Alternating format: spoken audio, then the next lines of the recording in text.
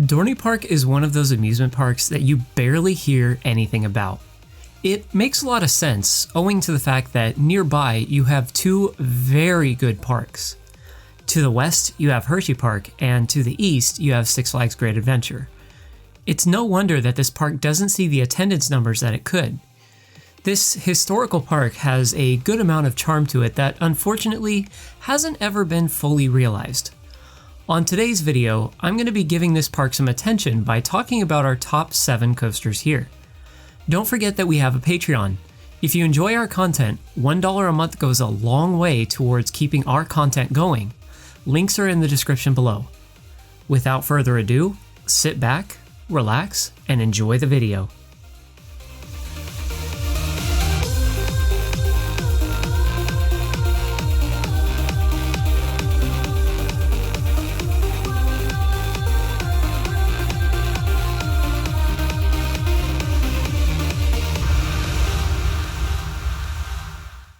If you watched our vlog from our visit to this park, you'll remember I described it as an theme park.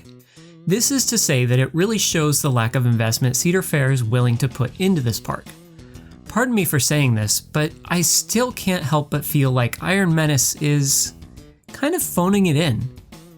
I know the park doesn't have an immense amount of land to work with, but with how small scale this attraction is, it really makes me wonder how big of an impact Cedar Fair hopes this installation will make.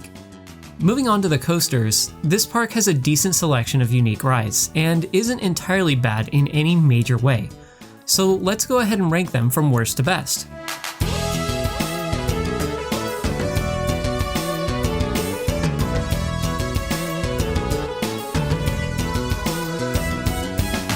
Number 7, Woodstock Express.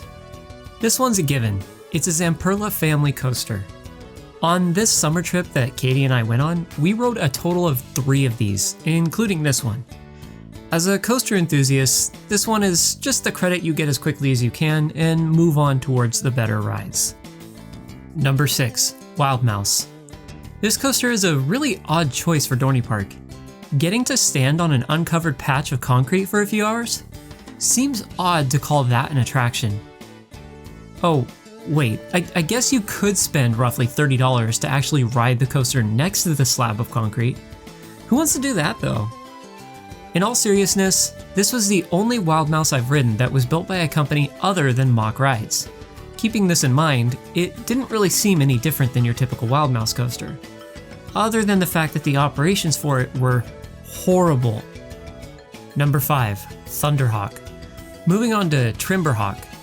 This PTC-built wooden coaster is officially 100 years old this year.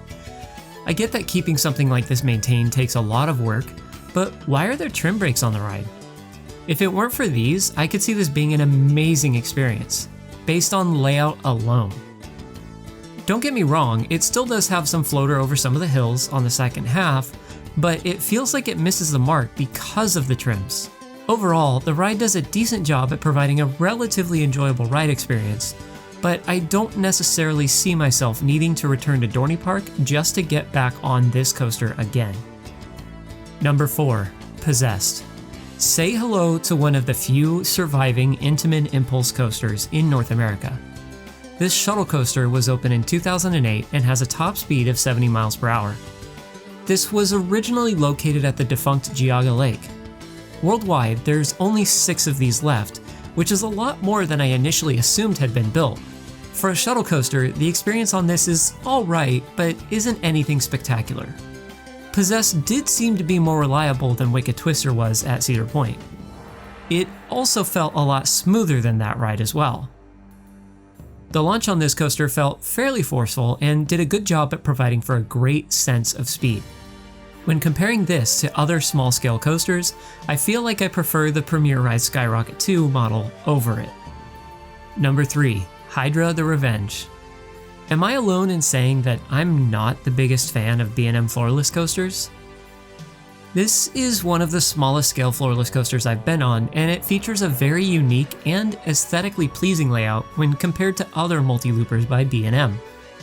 Opening in 2005, this 95-foot tall coaster sits in the back corner of the park where the former Hercules once stood. I am actually grateful for this ride, as it can tend to be a crowd eater throughout the entire day at the park. That is, if the operations are running at a respectable pace. The one standout element of this ride is the JoJo roll. Being the first of its kind, this element provides for a good amount of hang time, and I'm glad it's here.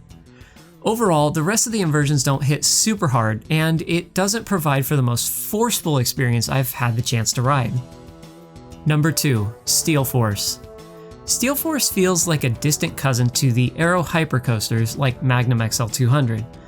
This is what you get when mom says you have Magnum XL200 at home. This coaster was built in 1997 by D.H. Morgan and stands at an impressive 200 feet tall. I enjoyed the height and speed that it carried throughout its course and had some moments of slight floor airtime.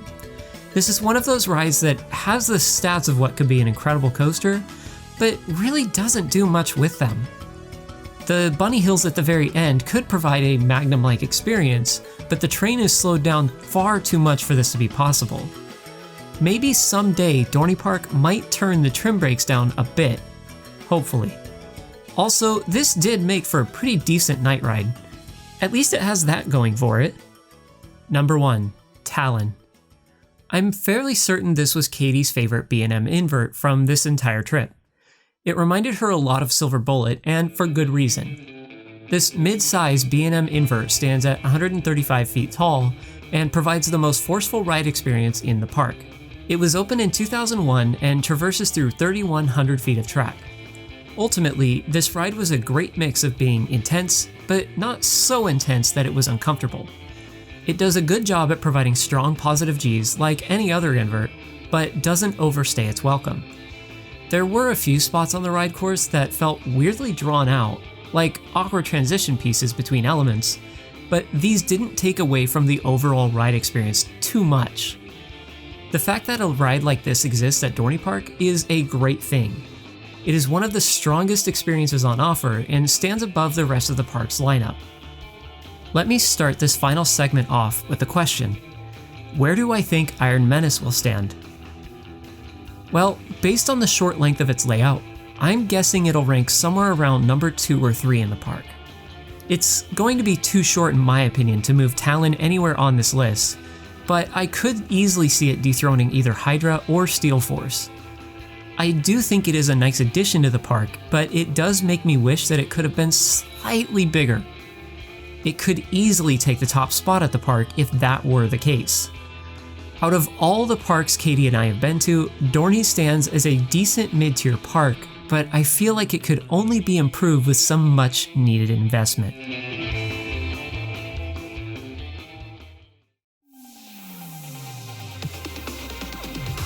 Thank you so much for watching this video. Don't forget to leave a like and comment below and hit that bell icon.